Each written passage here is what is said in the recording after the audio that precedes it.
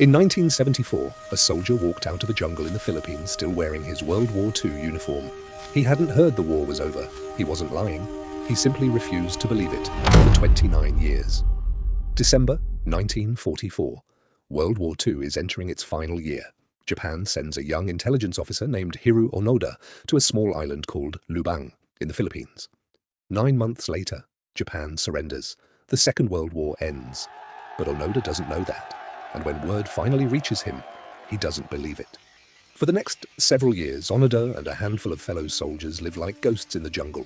One by one, his comrades are killed, some as late as the 1970s, still fighting a war that ended decades earlier.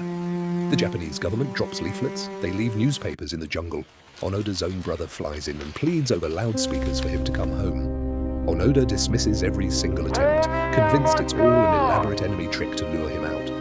In 1974, a Japanese backpacker named Norio Suzuki tracks him down, determined to find, in his words, Lieutenant Onoda, a panda, and the abominable snowman, in that order. Suzuki finds him, but even face-to-face, he can't convince Onoda to leave.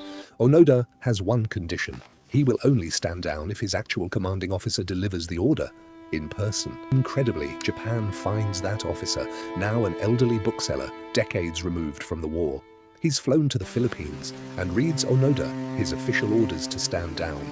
Only then, nearly 30 years after the war ended, does Onoda finally lay down his rifle.